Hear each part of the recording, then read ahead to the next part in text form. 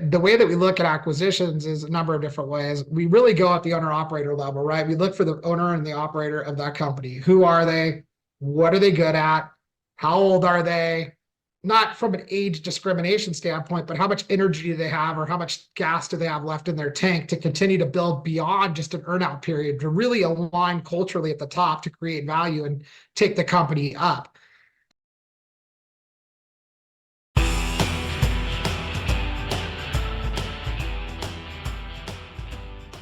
This is the podcast where the world of commercial insurance gets a little closer to home. I'm your host, Eric Stein, and in every episode, we're taking a deep dive into the insurance industry, from the latest news and trends to in-depth interviews with insurtech experts, carriers, and agency newsmakers. We're covering it all. So sit back, tune in, and let's start the conversation.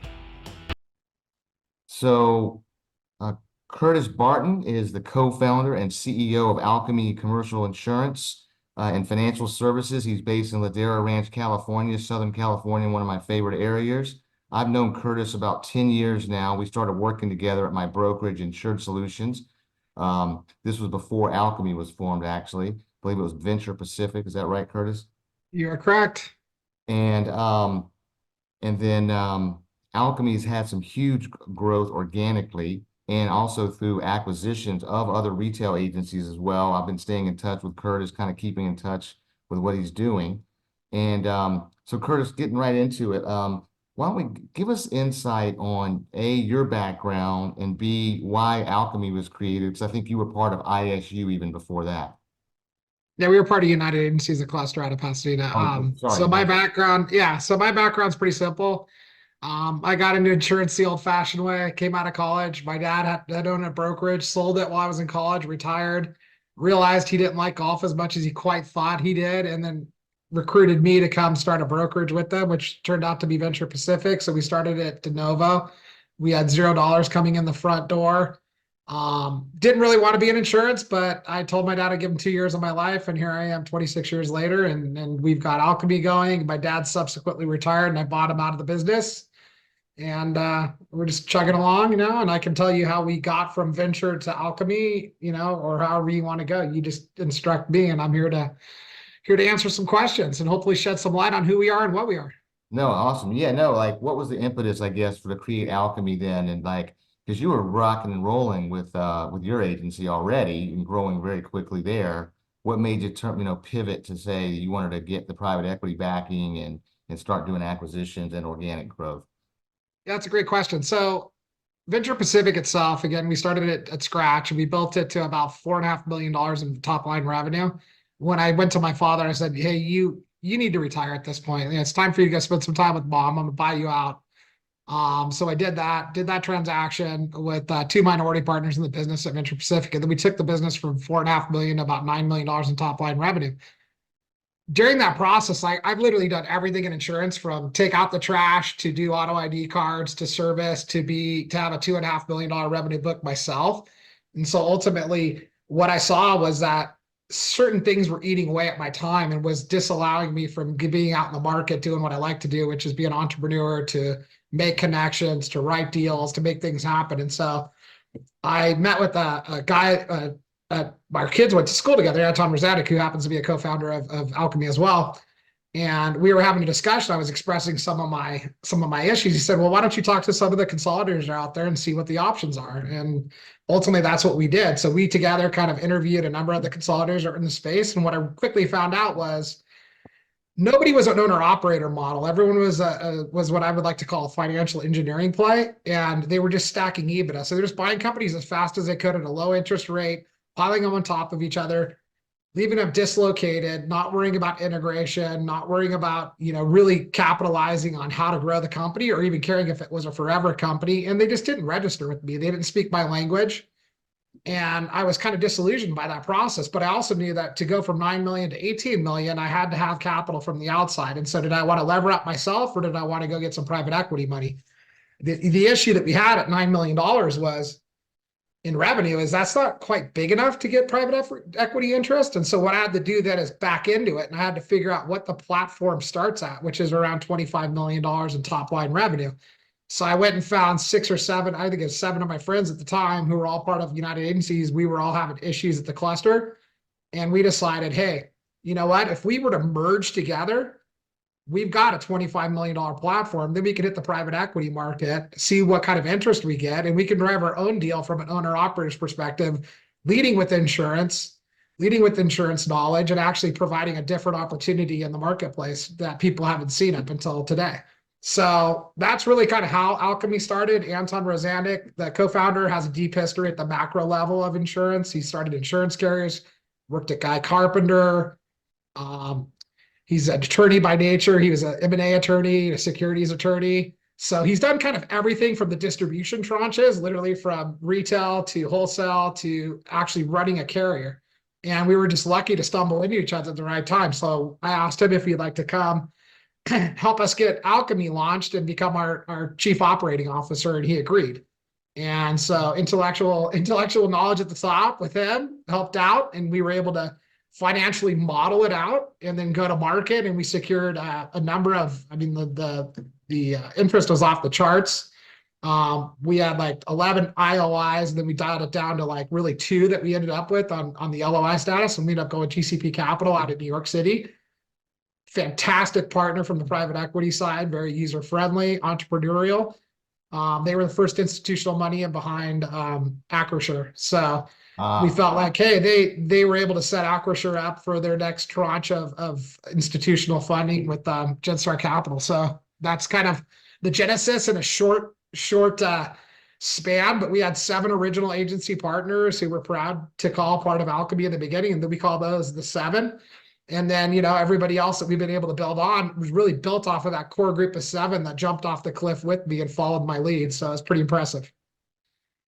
Incredible. That's awesome. Yeah, I was wondering, if your private equity group had experience before. So Acrisure, that's a good model to emulate, Yeah, absolutely. And so they've been at multiple distribution levels. They've done carriers, balance sheet investments. They've also done wholesale brokerages. So they've got a nice handle on the insurance industry space. And they're more of a boutique firm. I wouldn't say they're not small by any stretch of the imagination, but again, it makes it more user friendly and less threatening from a private equity side, because I'm a true entrepreneur at heart, Right. And my big fear with private equity was I didn't want to become employee number 3,000 at, insert company A there, right? Where they just want to take my EBITDA and my revenue and just stack it on theirs and move forward on a compression play.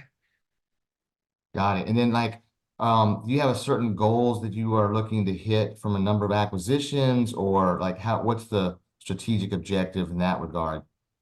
Yeah. So look, I mean, these businesses can't be run, especially in today's interest rate environment, on a purely acquisitive basis. So you have to have strong organic growth, which is actually my core of what I'm really good at, right? So I like marketing. I like understanding how to get people to the table to have a discussion about sales. So we're really stoked that we've been able to carry a 12.5% organic growth clip all the way through our 36-month run that we've had at Alkeme. And a lot of that's because of the cross synergies we create with our own partners and creating opportunities and for them to interact and actually cross-sell effectively. And then the other side of it's the acquisitive side, which you have to do. And once you gen that up and you start to get the model going the right way, it kind of builds on itself, right? So we started off, I think we did 6 deals, then we did 12 deals. And then last year we did 13 deals. This year we're going to do 25 to 50 deals. And then, at some point we'll go through a recapitalization event. The next private equity group will come in and they'll be like, hey, you need to go up and do 50 deals, right? But the key to this is as you've seen, Eric, and you've seen this all the way across the board, is, it's a leverage issue, right? People started to over leverage our business because debt was cheap, multiples were low. Now debt's buoyed up and people have been caught in what they call the squeeze, which means that basically they hit their incurrence and they can't borrow any more money. So they can't lever up anymore. So they try to delever by, cutting costs in the business. And we're capital intensive, people intensive business, right? That's where our costs come from. So really that comes down to them cost cutting by letting people go, which we've seen across the board in our industry, right?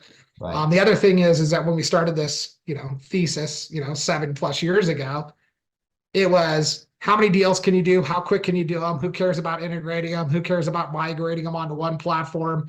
Go, go, go, go, go. Now that interest rates have risen, it's like, tell us your organic growth story. How do you have discipline and rigor? Well, we started with that. We started with, hey, we want to buy the right pieces of the puzzle. We want to put them in play. We want to be interactive as a group, right? And collaborate with each other. And we want to build a forever company. We didn't just want to build a financial model that would just yield a big result for me. That's not my interest. I hate to say it, but I call it the field of dreams. If you build it, they will come, right? Right. So if you do right by your people, provide them the opportunity, make them wealthy, then by product, you're going to be wealthy and you're going to be successful, right? And it's not all about money. It's about building something special and unique with people you like. No, makes sense. And I noticed when you in the groups that I've run into that you have purchased, you kind of left their culture / logo or branding or name the same as well. Yeah, I mean, we have a stair-stepped approach to branding. We call it One Alkeme. So basically what we do there is we say, hey, look, if you don't have an intrinsic value in your name that you see and that you feel, then come in and use Alkeme's branding. And for that, then we'll give you a whole suite of marketing services that we can provide to you, right? From brochures all the way through. If you feel like your brand's super strong, we'll do a side-by-side branding technique where we'll put, Alkeme on one side and the name of like Venture Pacific on the other side. I'll use an example. And then year 2, we'll flip it to where Alkeme's on the top, Venture Pacific's below. And year 3, we just dropped Venture Pacific off, which we just did, Eric. I'm proud to announce the multi-generational agency that we basically let the name go. But the fact is that Alkeme carries more brand recognition. Alkeme's a bigger name, and where we're going, it's better off for my people to be under the Alkeme umbrella. No, that makes sense. And like when you guys are looking to make an acquisition of let's say a P&C agency, what kind of criteria are you looking to use, if you will, to fill in that piece of the puzzle like you mentioned? We take a dart and we just huck it at the wall. No, I'm kidding. Now we're very strategic. So we started our thesis started in the Southwest region. We call it the 2-hour rule. We wanted to be able to fly in a plane and be on the ground somewhere and still leave in the morning and be there in the afternoon and be able to be effective in the business if needed.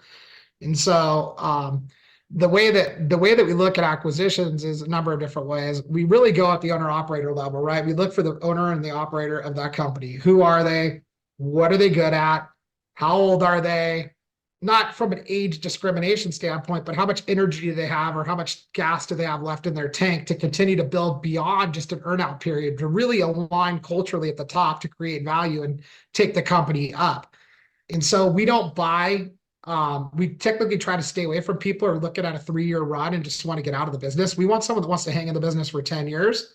Someone that wants to take their business literally from what we call, a lifestyle business, Eric, which you're very familiar with, Yes. and move it into a wealth creation vehicle. And this is exactly what these do if they're done correctly, they're managed correctly. And that's really our primary goal.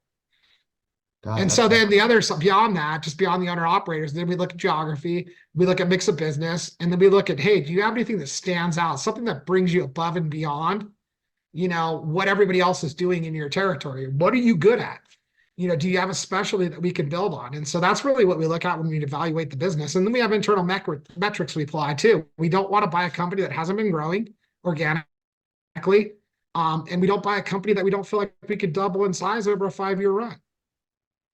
Got it. Okay. So they got to be on a growth spurt. You want the owner to stay in if possible, or have a succession plan with either a good operator. Strong number 2. Yeah. Strong number 2, number 3, someone that's got the energy, the infectiousness, the desire to continue to build.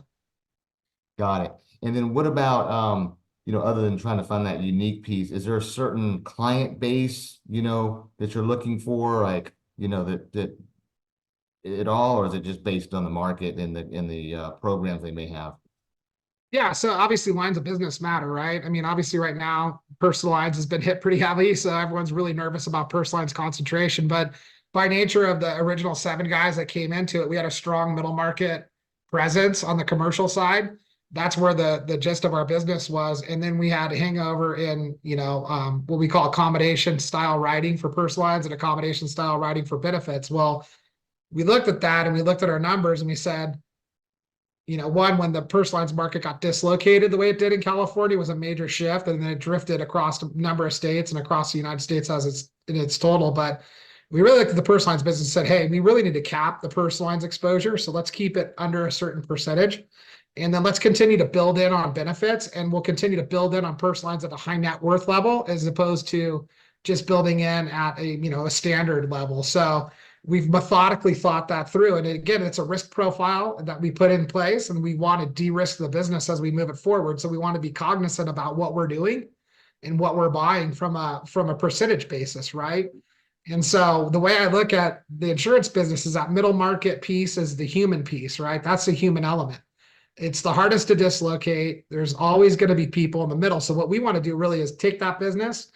We want to enable it with technology where needed to make jobs easier. And then we want to get them to grow into the high net worth personal lines, get them to grow into the benefits, put them with people that can handle their surety. We bought a wealth management practice. Why do we buy that?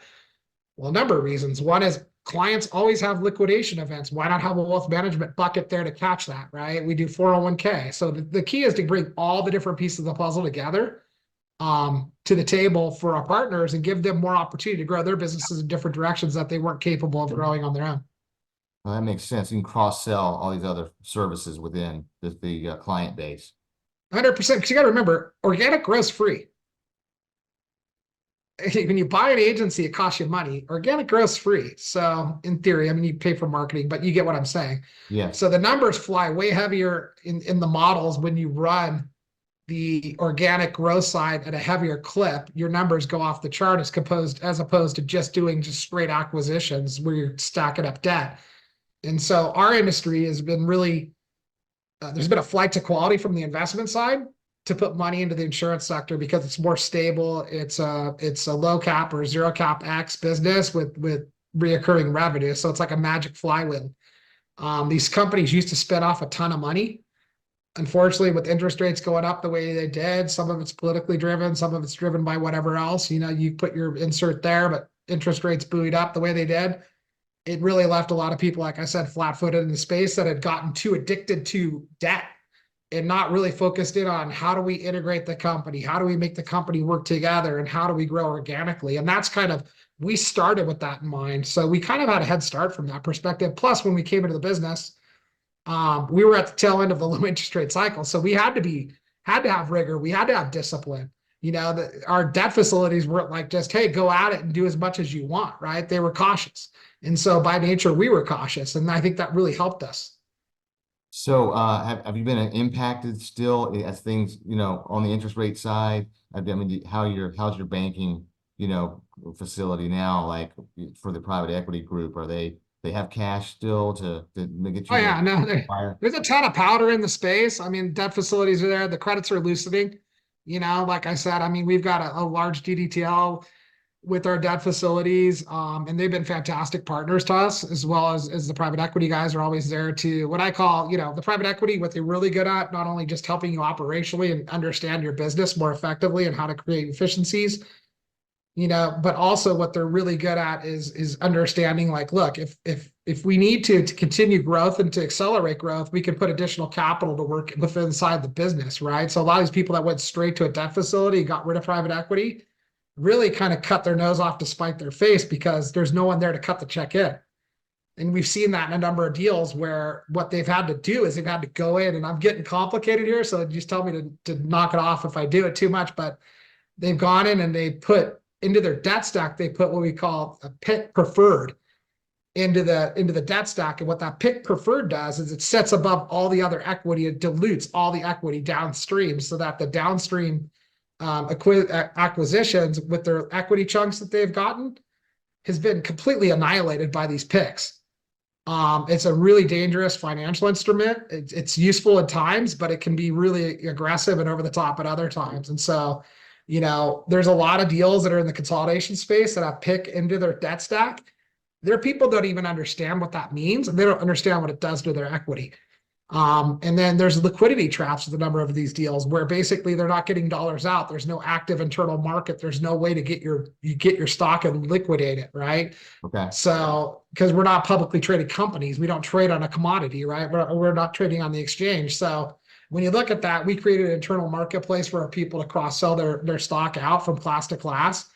And the company will backstop it as well and buy the stock back from people if they need to get liquidity. So just creating opportunities for people to get liquidity drips out of the business in between recaps. Got it. No, no, I totally get it. And then I think we hopefully have some agency owners on this, podcast or listening to this podcast. And so like today, when you go in, what are the financial metrics like? Are you buying on gross revenue, net income? Like, how are you evaluating the agency? What are the multiples looking like, in 24 right now? So we do it off of a multiple of EBITDA on most of our deals. I'd say the majority of our deals. Tuck-ins, we can do on a multiple of revenue, but that's a really small agency. That's something that's sub 1 million in top line revenue. But anything that's, above $1 million in revenue, we do it off of a multiple of EBITDA. And so what you see in these businesses is, again, hitting back to it, it's not an issue, but they're lifestyle businesses, right? They have a lot of expense that flushes through the company that's technically really shouldn't be in the company, or maybe it should, whatever else. I don't know. I'm not here to judge that. But at the end of the day, when you right size the pro forma or their income statement, we try to get them to operate what we call operating to a margin. We want to see between 30 and 35% margin play in the business. And so when they right size their pro formas, that's how we transact the deal. Multiples, I mean, they're all over the place, Eric. I mean, it depends on what size agency you're talking. I mean, they can range anywhere from 9x EBITDA to 14x EBITDA, depending on size of the agency, complexity of the agency, what's inside of the agency, what type of business they have, what type of specialties they have. So, that's a real, that's a shot in the dark there.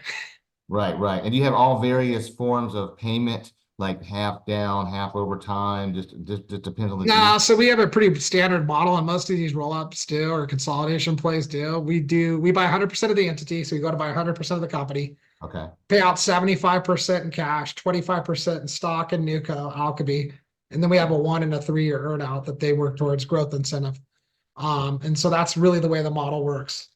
No, that makes sense. Okay, that's simple. And that's nice. You go ahead and go to And 100%. again, I'd caveat that. And this is what people get concerned about because they look at their numbers like, I've got a nice life, right? Okay, that's great.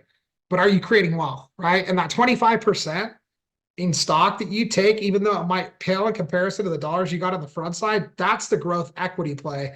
That's the side that's going to, over a period of time, if you let it bake in and you continue to reinvest it, will show you a big return. And so that's I've modeled it 10 ways till Tuesday on my own company before I did a deal to make sure that I could not ever outpace scale. And you can't as a small agency owner. You cannot outpace scale and you cannot outpace resource. Right.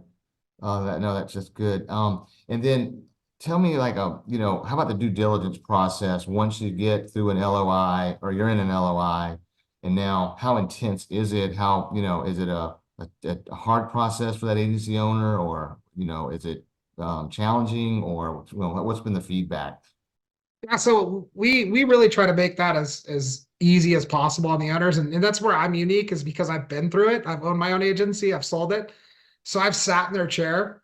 I know their businesses. I know where the holes are in their business. I know what's going on. So I tend to hold their hands through that process to some degree. Obviously, as we get bigger, it becomes harder to do. But um, really what you do is you move into what they call a quality of earnings, right? Which is basically all we're trying to do there is test their revenue, right? Because we're going off of assumptions based on books that they're showing us, right?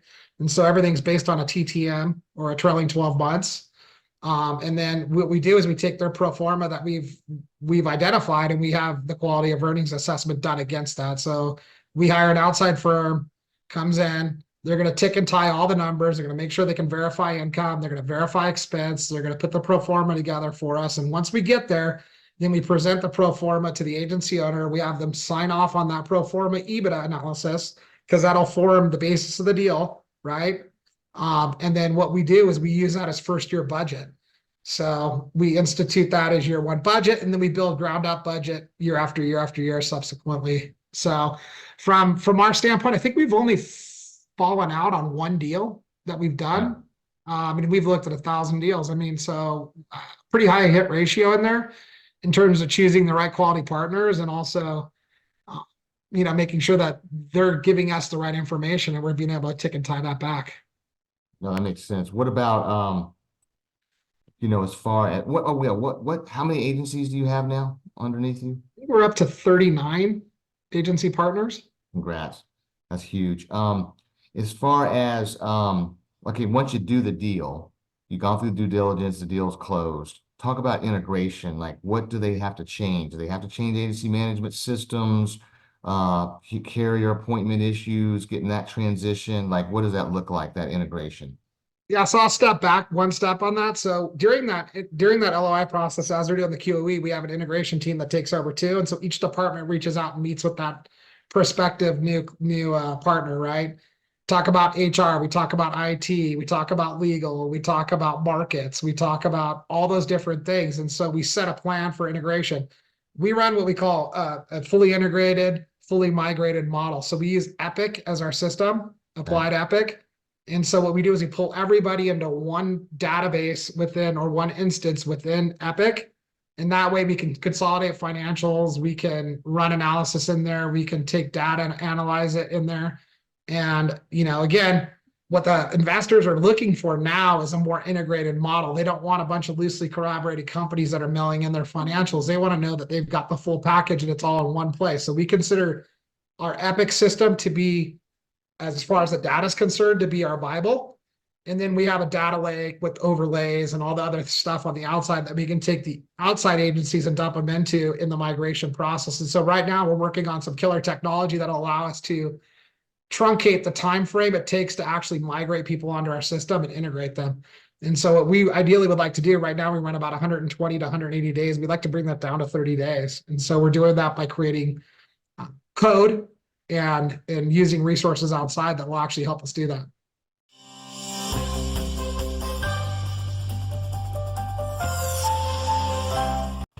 PNC agents, have you run into Byberg, which is a Berkshire Hathaway company quoting workers' comp for either your prospects or clients? Well, great news. Insured Solutions, a national MGA, has an appointment that is set up to allow you to quote, bind, and service Byberg at your agency. And the coverage is in all states. It's A-rated. Startups are even accepted. There's 125,000 maximum premium. And some of the tough industries they write are construction, transportation, that includes towing and parcel delivery, manufacturing, security guards that are armed and unarmed, motor mediation, and many more. So go to our website at insuredsolutions.net, click the Get Appointed link. We'll get you logins for you and your team, and can set up a webinar for training if you'd like. Also, feel free to email info@insuredsolutions.net, and I can handle the submission myself, or call 770-402-5343. Be glad to speak to you and give you more detail. Thanks.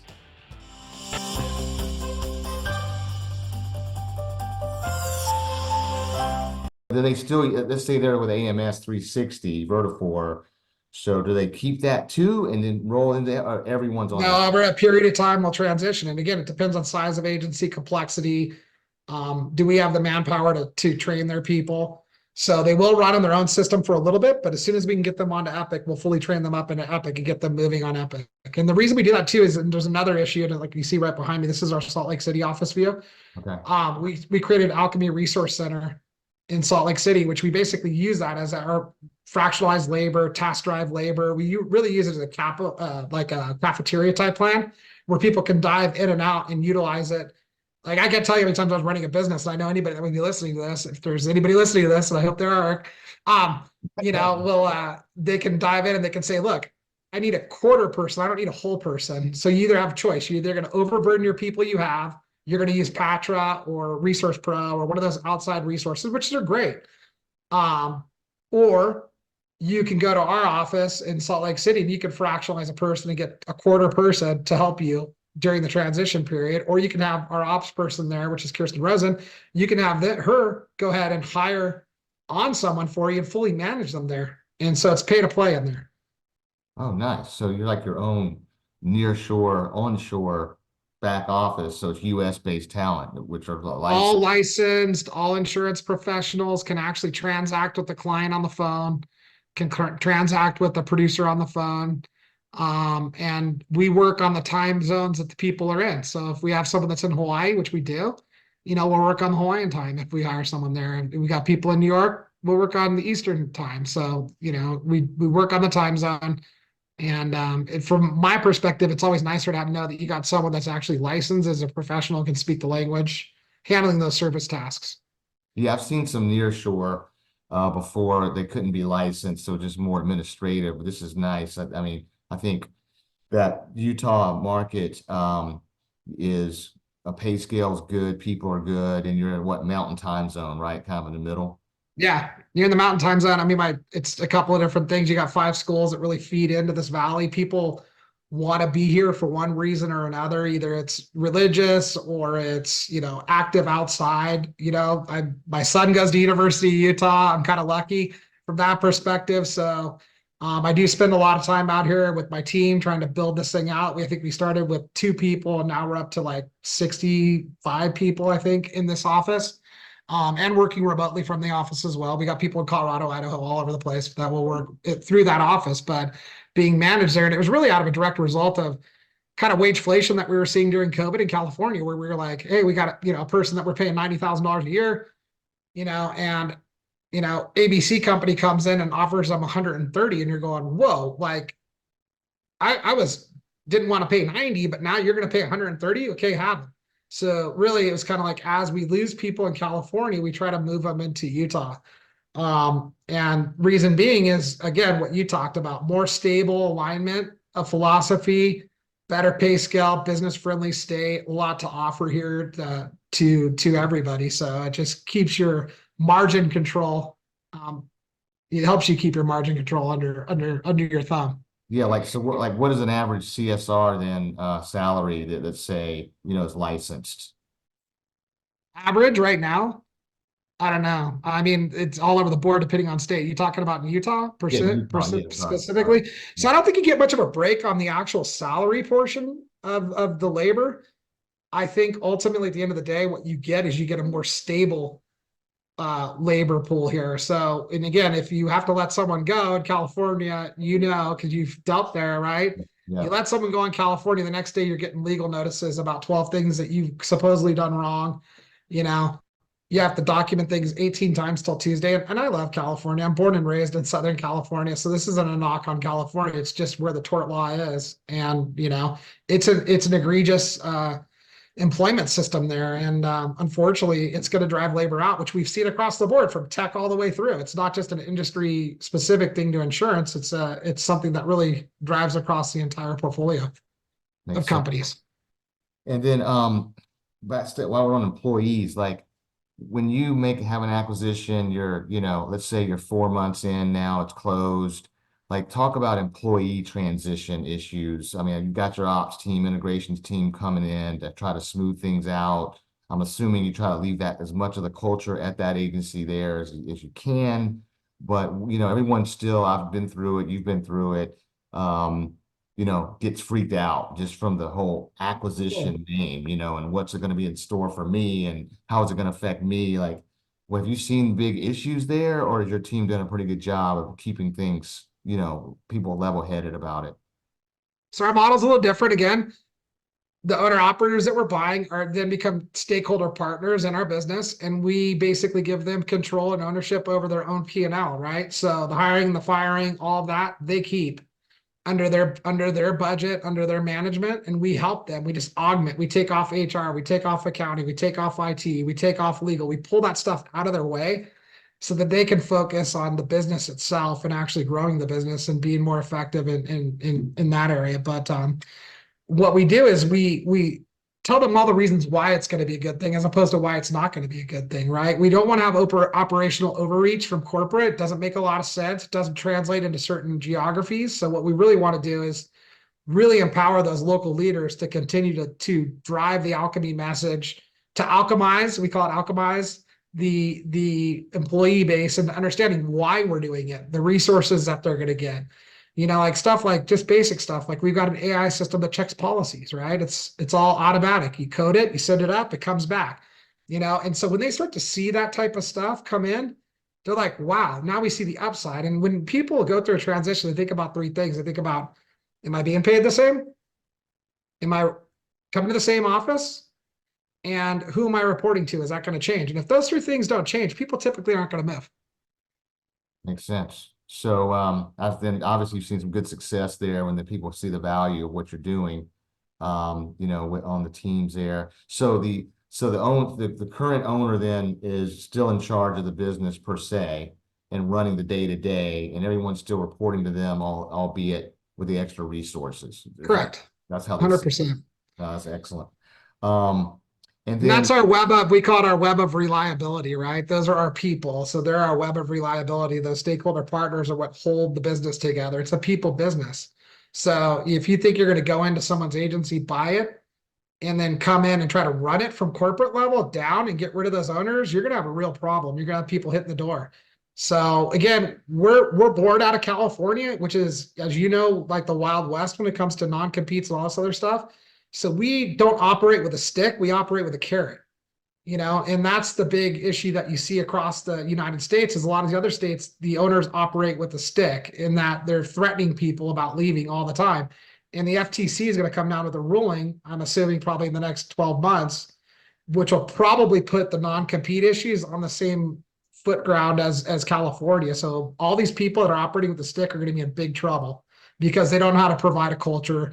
They don't know how to drive culture. They don't know how to bear hug their people in the appropriate way outside of using the stick as a mechanism. I've never operated off of a stick, I like to understand like what's my upside in this business and how can I keep driving my career forward and let me know what that looks like for me. And as long as I'm cool with that, then I'll give you my heart and my soul and I'll run through a wall for you, you know? makes sense. And then like moving over to like the owner of the agency for a minute. So what's the most prevalent goal, being that these folks are not going to just immediately retire, like you said, they got some more runway to stay on. What's been some of their reasoning to join you, like with a catalyst other than the money, to say, I need to pull the trigger and do this with Alkeme versus Acrisure or whoever else? Yeah, so a couple things that go into that. I mean, one is why do people sell their businesses? Well, you build a business to sell ultimately, and people will tell you they don't, but that's what you do. Having a paper asset doesn't really do you any good. So again, people are after kind of multiple bites of the apple to create wealth, right? We've heard that monologue 1,000 times over. A lot of times it comes down to carrier access. It comes down to resources internally. Look, a dollar comes in a small agency, it has to get broken up, right? So you're going to have to give up some things, or you're going to have to give up your personal income to grow the agency. A lot of agency owners have a hard time giving up their own personal income to grow the agency effectively. I've seen a number that do go that way. I went that way. I had a $2.5 million revenue book myself, but I was only taking a small salary and dumping that back into the agency to hire producers to grow the business. I had a more longer term vision to where I wanted to go with the business than what is it going to do for me today and how much am I going to put in my pocket today. So again, they're looking for different things, I think, and more firepower to get into bigger deals, opportunity to cross sell, opportunity to go into that what we call the gold mine and put your hat on and go mine the gold, right? And make sure that your clients are getting the best customer, because it's all about the clients at the end of the day. It doesn't matter about anything. The clients are the key. So if you're not giving them opportunities and telling them what you do and giving them other areas that you can focus in on to bring value, they're going to go find a broker that's going to fill in that void and then cross back over into the piece that you write. So, you can call it gating, you can call it hooks, you can call it walls, you can call it whatever you want. I just call it pure customer service. What are our offerings? Can we bring more offerings to the table for the client?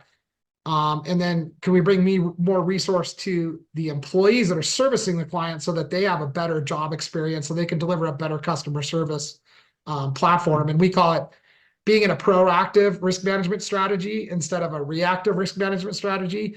Customer service is not issuing a certificate. That's reactive. That's expected.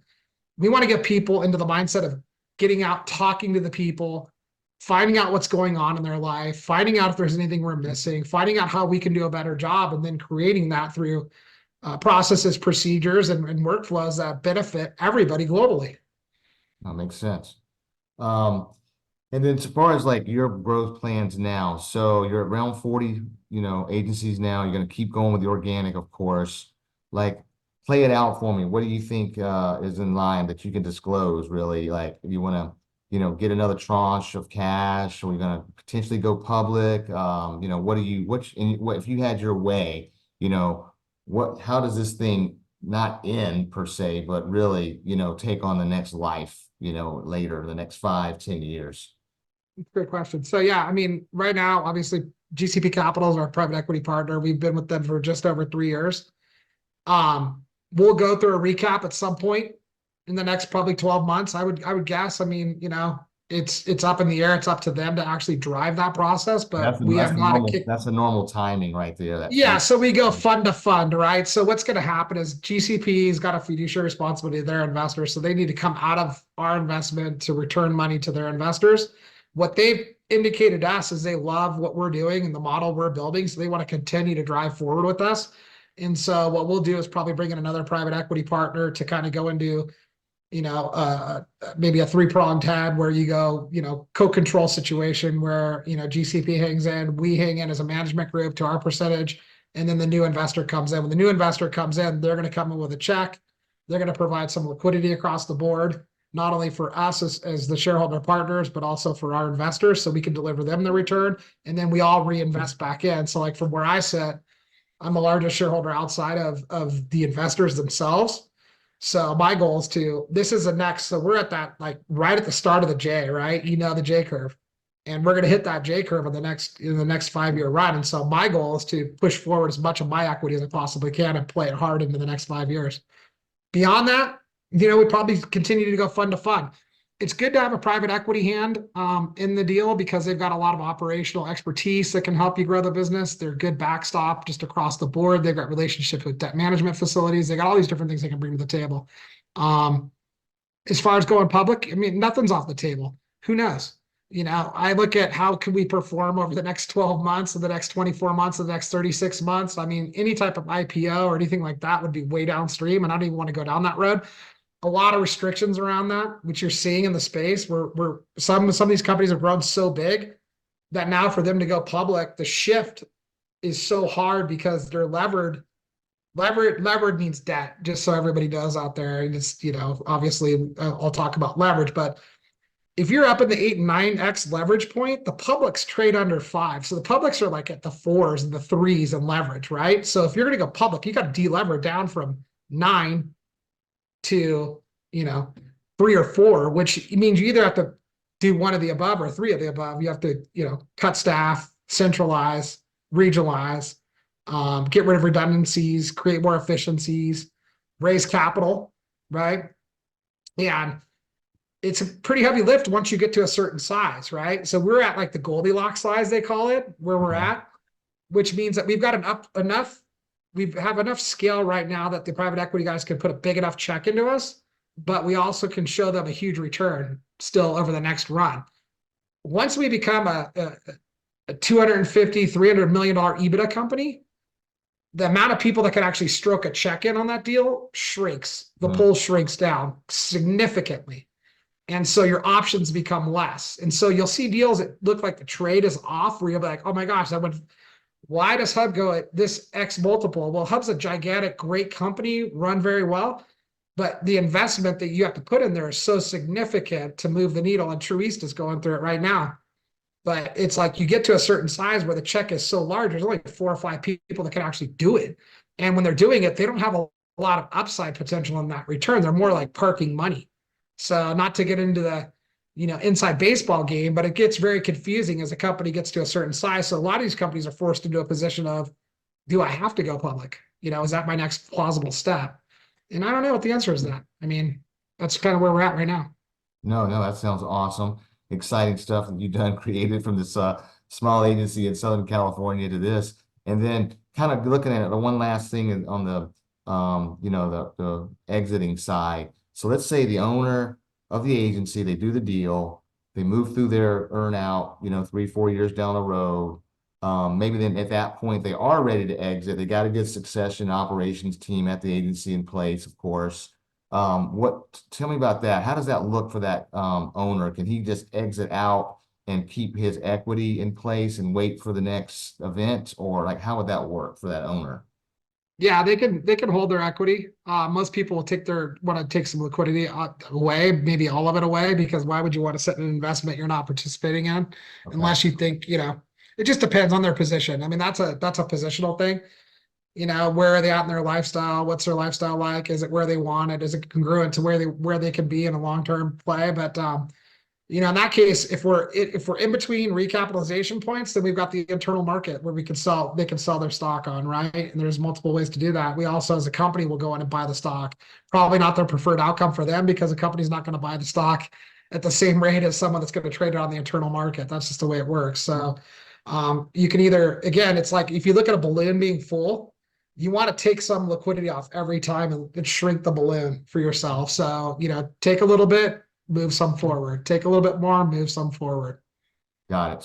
So they can exit if they want or stick around, and they still have this equity piece, and you're not going to force them to sell it the day they exit, per se, as part of the deal. That's how it's set up today, and that could change with the next partner. I mean, you know how that goes. I mean, Right, you've right. been privy to a lot of the stuff too, I'm assuming. So, a next partner might ask for certain things. And so what happens typically is you go through what the recapitalization event, which means you're just basically selling from one private equity to the next, right? What happens during that process is they may say, hey, we want you as a management group. You guys own 65% of the company now. We want you to roll forward 40% of that. So then I've got to go out and call each partner and say, and then it becomes math. What are you willing to push forward versus what do you need out? And then it's we have to go back and forth with each partner to get to that level, right? So I may push forward 75%. Someone else might only want to push forward 40, right? So we have to get the number up. That's really deep inside baseball, but that's kind of what happens. So No, that's good information because I think, a lot of the agency owners, they built their agencies from scratch. It's been a while. They've usually not gone through this whole process, if they have, it's just the one time. So I think a lot of people would want to know, how does it look? Why do I do it? Who do I partner with? And then how and when should I exit properly, with the right partner like yourself? And so if you got all those pieces together as an agency owner, and you can, you see the light of it, it just, makes you feel more comfortable, I think, to do the deal. yeah, absolutely. And I mean, if you look at it, I mean, and I modeled it 1,000 times over on my own personal agency, right? You can never grow your agency the way that the scale will take you in an agency like this. So I grow, you grow, Eric, if you're a part of our organization, right? You get the benefit of my growth. And so that enterprise valuation that we're all attaching to and the stock at the enterprise, that continues to go up. And so ultimately, at the end of the day, it's like, you got to realize as an owner, yes, you may have a great lifestyle business, but everyone certainly forgot 2008 when everyone was cutting checks back into their company to pay their payroll, right? And there is no perfect timing. Like I love people that sit around, they're like, I'm gonna top the market with my house. Like, good luck. Right. I mean, if you're gonna sell high, you're gonna buy high. Yeah, like predicting the stock market, yeah, it's impossible. Yeah. And so the idea there is really like, look, guys, you're never going to see the growth together. At some point, you're going to want to exit, take some chips down, de-risk your position, and move into something different that provides your people more opportunity long term. No, it makes sense. And the last question for me that I was wondering about as well would be, carrier market access. Have you seen that you've been able to consolidate and scale that, bring in some new markets, contingency bonuses are getting bigger because your pool was bigger? Like how does that happen in reality or the way? And I've seen different groups do it different ways, some totally come in and assist, some others just sort of leave status quo. What's the goal with Alkeme? Right. So yeah, obviously again, scale plays, right? So a lot of our people that we buy, let's say a sub $5 billion agency, they don't have all the direct appointments. So it's a lot of times they're pushing through aggregation pits that are taking a pinch off of it. So if they move over to us and they're getting paid 10%, let's say on a traveler's policy through an aggregation point, when they move it into our contract, they pick lift up of 5 to 7 points, right? Just by being on our contract. So they get the natural lift in revenue that goes towards their growth incentive. So they get the benefit of that lift, they get the benefit of the carrier access. Then we took all of our wholesale agencies and our relationships and we collapsed them down to 3 major ones. And then we negotiated with them with our volume to say, look, we want higher commission. We want some contingent on the backside. And we were able to accomplish that with the 3 major wholesalers out there. So, again, that's scale. That's what scale provides. And a lot of agency owners are so fearful of like, what's the next step look like? But my question to them is, if you've been a $2 million shop for 10 years, what's the next step look like for you? Yeah, it's you know? hard to get out of that to that next level Right. without this association. Well, sounds great. So Curtis, this has been awesome. And I guess there might be some people that want to contact you to get more information or just meet you in person, meet you in general by phone, Zoom. Like, what's the best way to catch you? Yeah, no, absolutely welcome it and love it. I mean, like I like to tell the story. I like to at least my whole thing is to help the industry, right? I don't even if I don't get a deal done with someone, I want to empower them with the knowledge to make the best decision for themselves to either continue doing what they're doing or to make a shift. And even if it's us or someone else. So yeah, they can reach me via email. It's CBARTON. So C Barton at Alkeme. It's ALKEMEINS.com. And then my phone number is 949-285-2612. They can text or call me there. And I'll return their phone call. But at the end of the day, it's like alchemy spelled differently. That's the phonetical spelling of alchemy, which is the definition of alchemy is like a seemingly magical transformation of combining seven or different metals together to form a more formidable metal. So that's how the name kind of came to be. And we wanted an A. Alchemy definition fit what we were trying to accomplish. And then I just took the spelling of alchemy traditionally and made it phonetic. So And I always mess your email up when I'm sending it. So yeah, yeah, thanks for giving me like a reminder of how to do it the right way. there But you go. well, hey, look forward to seeing you soon. I hope to be out in California in the next few months to get some warmth from it, from the Atlanta. So, or I may come skiing while you're there. There you go. There you go. Anytime, man. You're welcome. I always say, there's nothing to fear but fear itself. Like, look, information is power. Get out, get yourself informed about what's going on, where the market's at. Don't just stand idly by. I mean, if you stand idly by, you're going to get beat by your competitors at some point. So, be proactive in the way you run your business and empower yourself just like you do when you go to school or you get more educated in different things. Educate yourself, you know, and we're more than willing to take people on an educational journey and hopefully it ends in another agency partner. Fantastic. Well, hey, thanks so much for your time and coming on. I really appreciate it. And look forward to talking to you later on a side note too. Yeah, just one more thing, Eric. I just want to point out we're in 19 physical states. We operate in all 50. We literally have offices from New York all the way to Honolulu, Hawaii. We're in the top 40 insurance brokerage. So we've got all the fun stuff that goes along with being a bigger agency. So just so people know, it's not some fly by the night little company that's operating out of a shoebox. I mean, we're a big, sophisticated organization. We're headquartered in Orange County, California. 70-degree weather pretty much year round, except for right now and when it's raining like crazy. Right. So come out and see us and get a vacation out of it. You know what I'm saying? No, that's good. And I mean, I like hanging out with you. So, I know everyone else would as well. Vice versa, my friend. Absolutely, man. So, hey, thank you so much again. I really appreciate it. Congratulations on everything you've built and are building. And I know this is just the beginning. Yeah, it's just a testament to the people. That's all I'm going to tell you right now. You're only as good as the people that are around you. So give them the credit. But I appreciate you and your friendship and your incredible business that you've built and your success. You should be commended on that. It's been a great ride to watch. I appreciate it, man. Well, yeah, I'll be in touch with you. You're the godfather. So, I don't know about that, but we're trying. all right. Talk soon, man. Thank you. All right, brother. Have a good one. Okay. Thanks again for tuning in to Insurance Shop Talk. If you enjoyed our deep dive into the latest trends, please don't forget to like, subscribe, and hit the notification bell so you never miss an episode. Until next time, I'm Eric Stein, and this has been Insurance Shop Talk.